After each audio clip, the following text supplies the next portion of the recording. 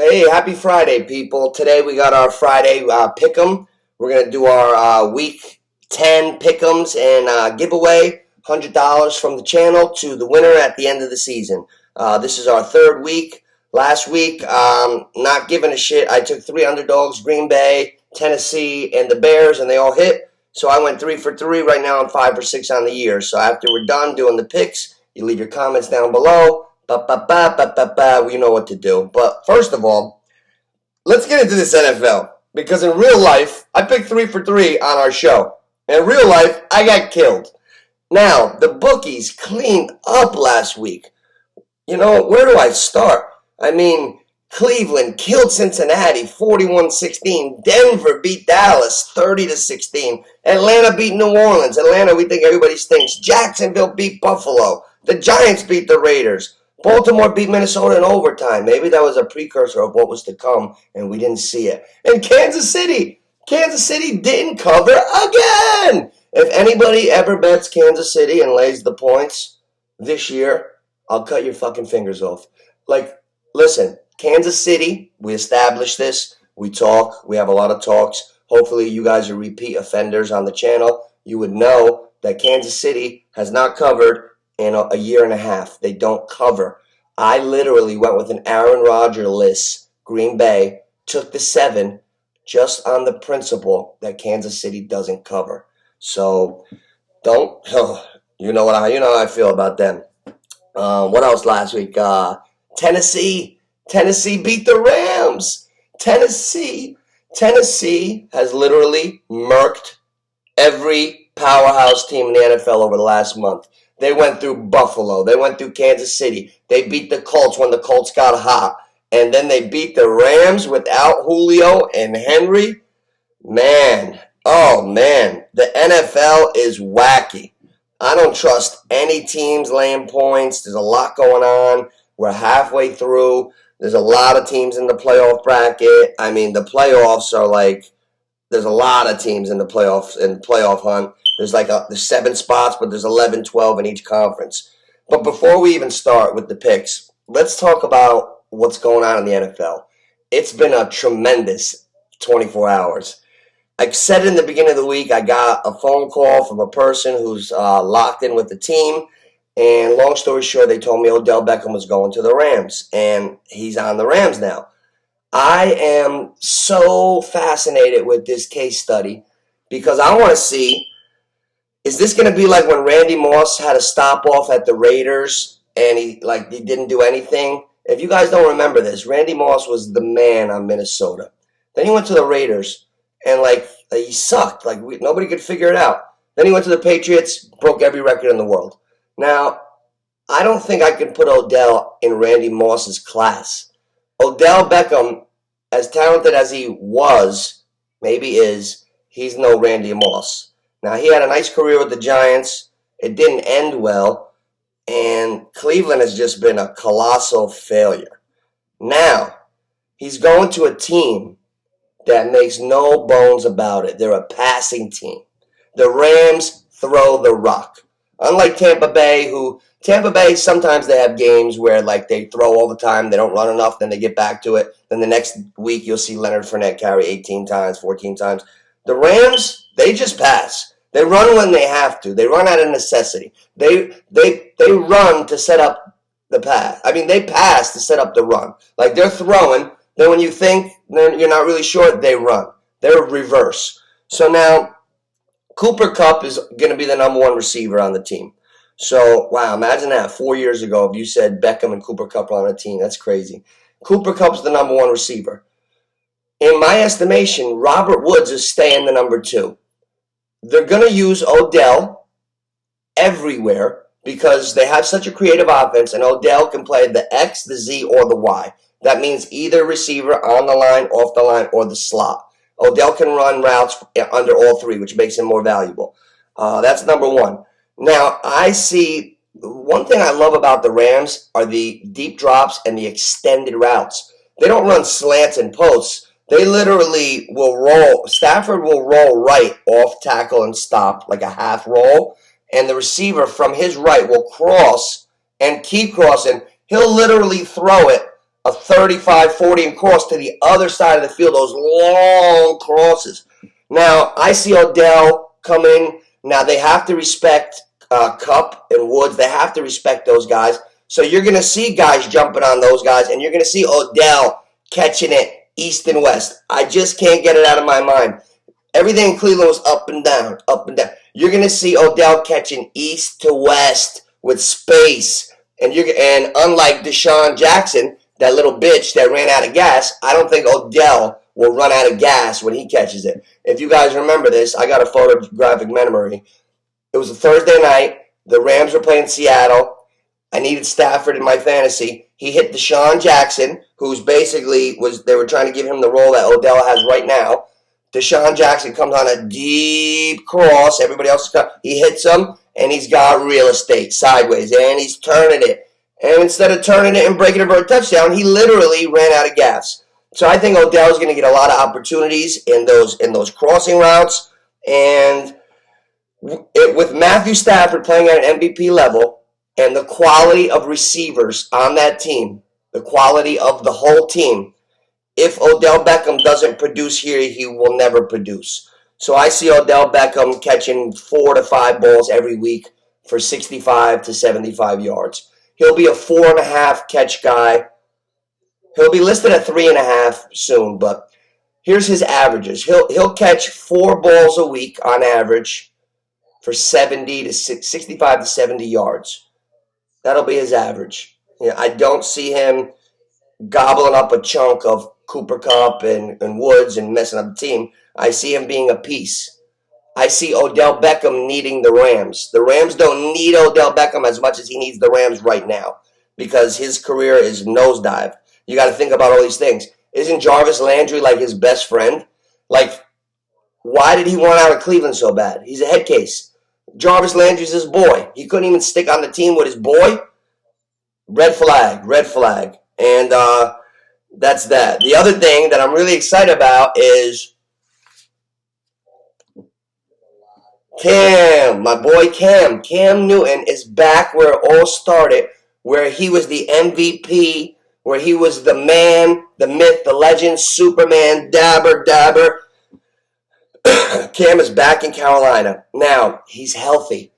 Last year he had the COVID, but you got to remember this. He had labrum surgery. Last year's season, he was only 1 year out of the surgery. You're still like sore a little bit. Now he's 2 years out. Now he has not been getting hit because he got released.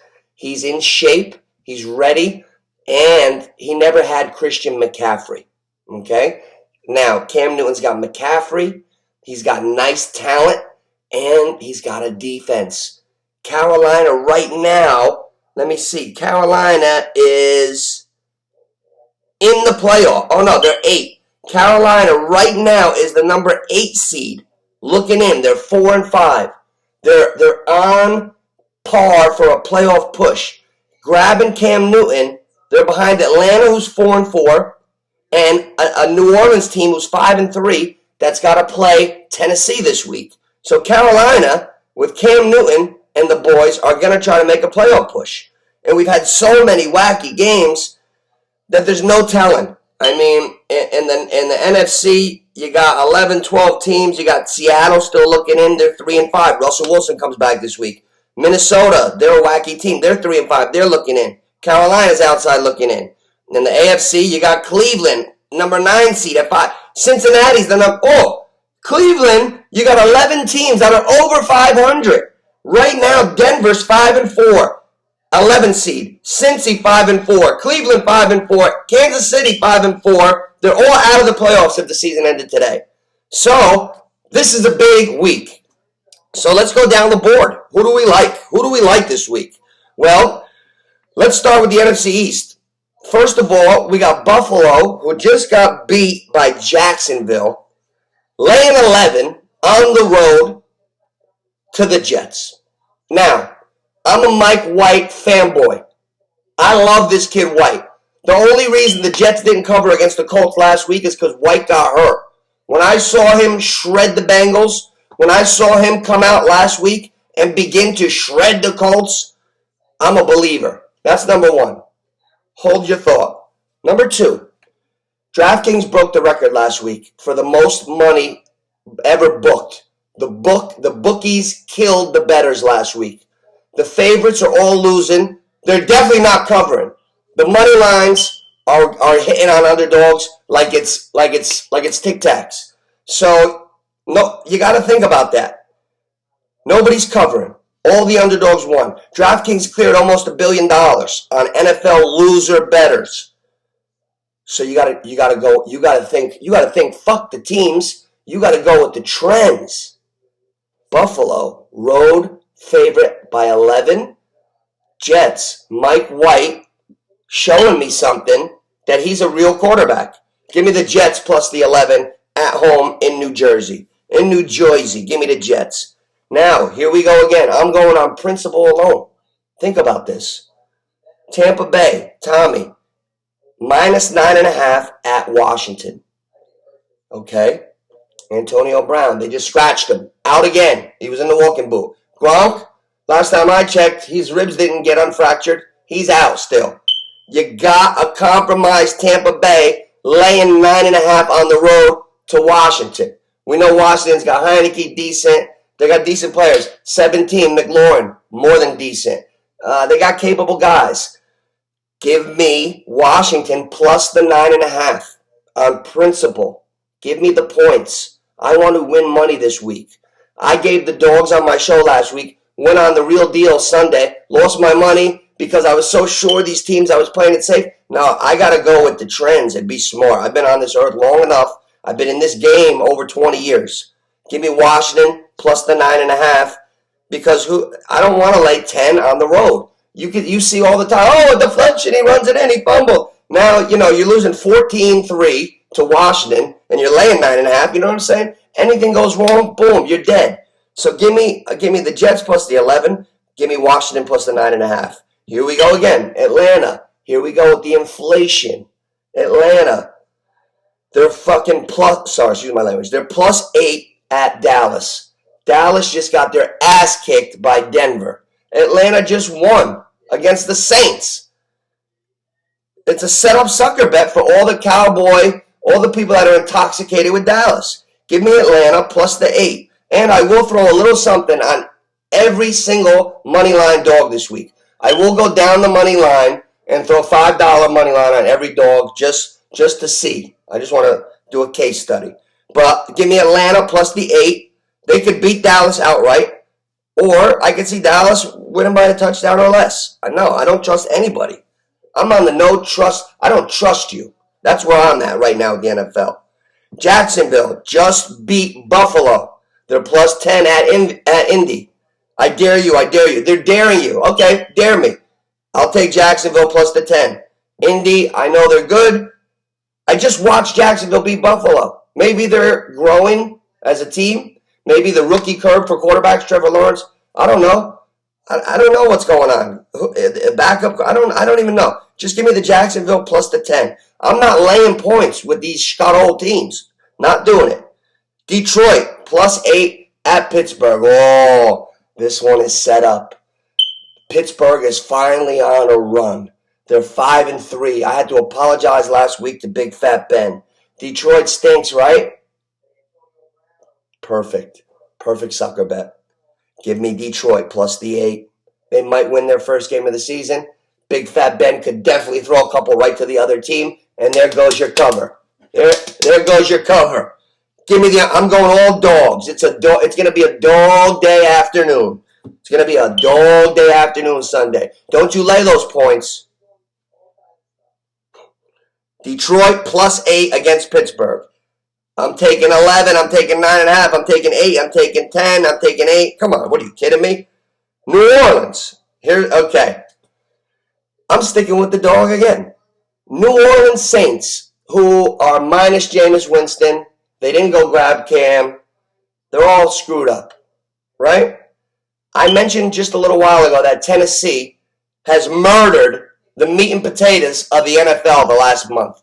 They beat Buffalo. They beat Kansas City. They beat the Colts and knocked their hot streak off. They just beat the Rams. Light bulb. How's the NFL been? Unpredictable. This is Tennessee's week to be normal.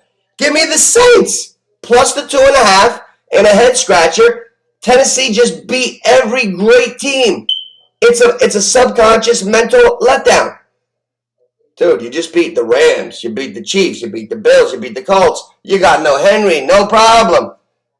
It is. It's going to catch up to them.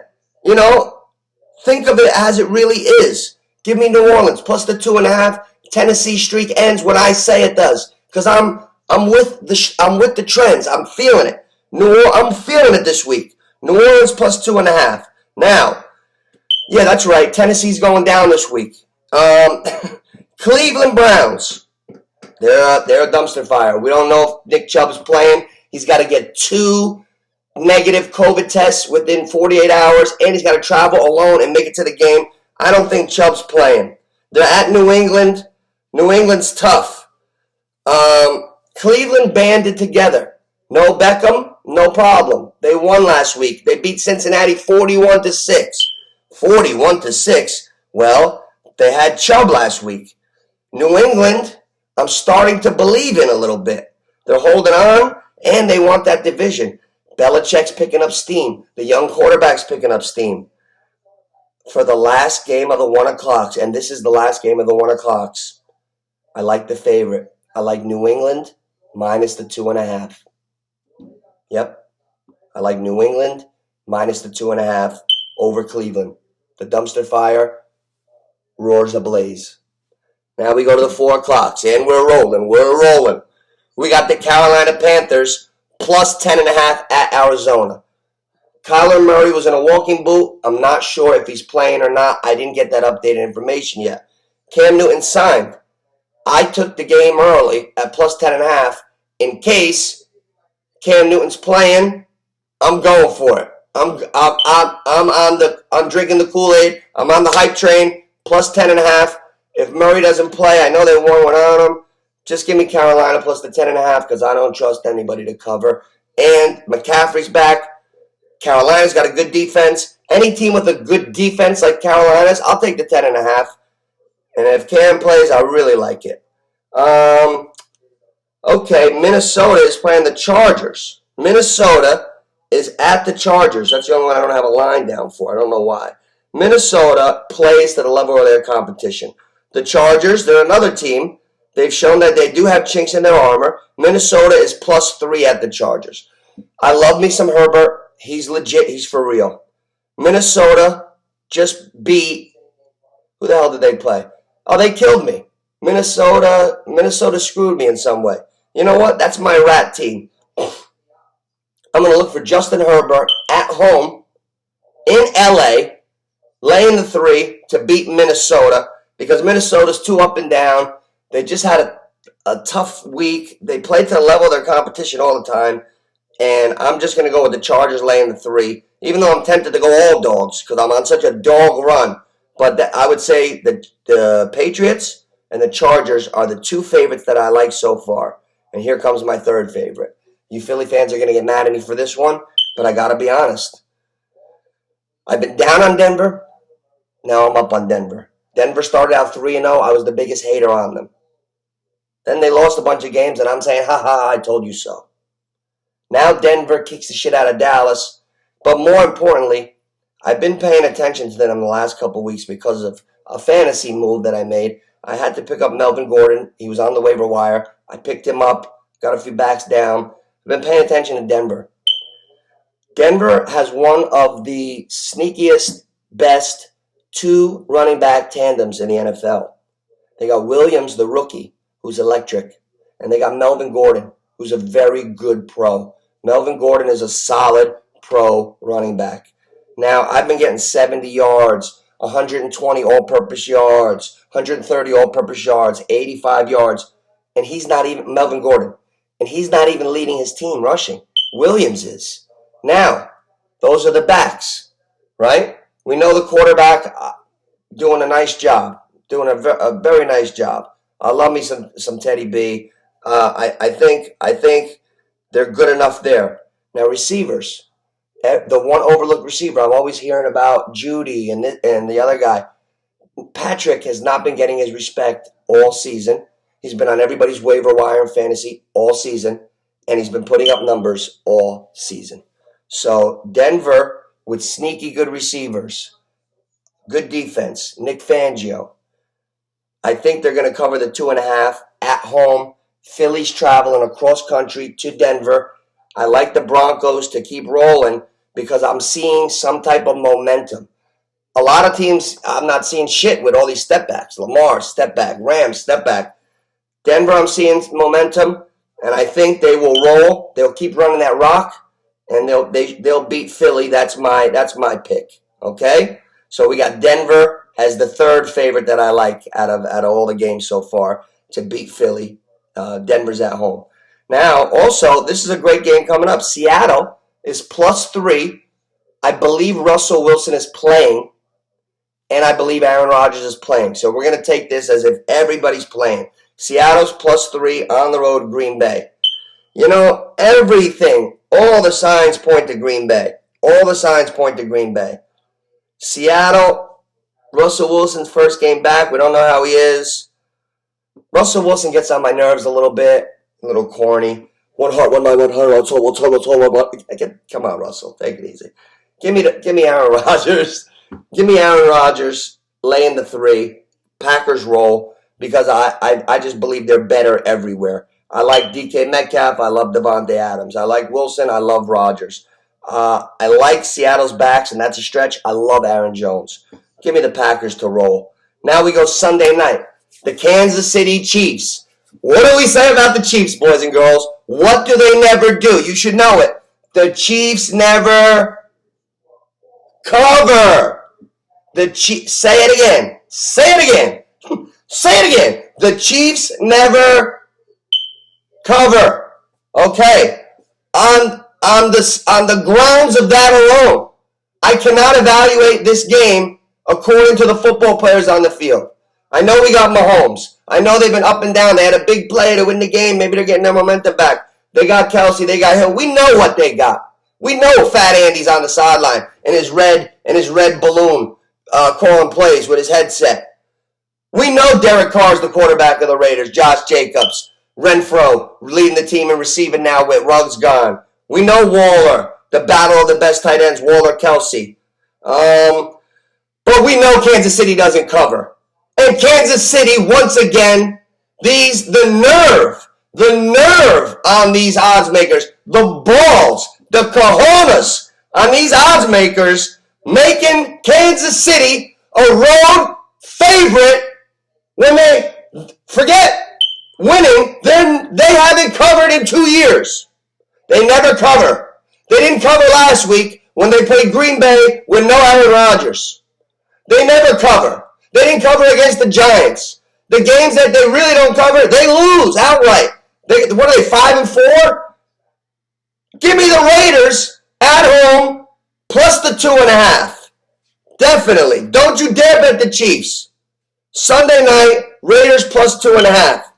Definitely. We're not going to go over the Monday night game yet, but I like the Rams. But now I got to make my 3 best bets to leave down in the comments. And I'm 5 for 6 on the year, so better buckle up, boys. My 3 best bets are, Give me the Jets with Mike White plus 11. That's number 1. Give me Atlanta plus 8 against Dallas. That's number 2. And give me the lowly Detroit Lions getting 8 against Big Fat Ben, rolling over in his grave, 1 step closer to retirement. And those are my 3 picks. All right? Detroit plus 8, Jets plus 11, Mike White, the new Tommy Brady, and Atlanta plus 8. Fucking Kyle Pitts for $1.70. Happy Friday. Like, subscribe, and leave your picks in the box. And get some more subscribers. Take it easy.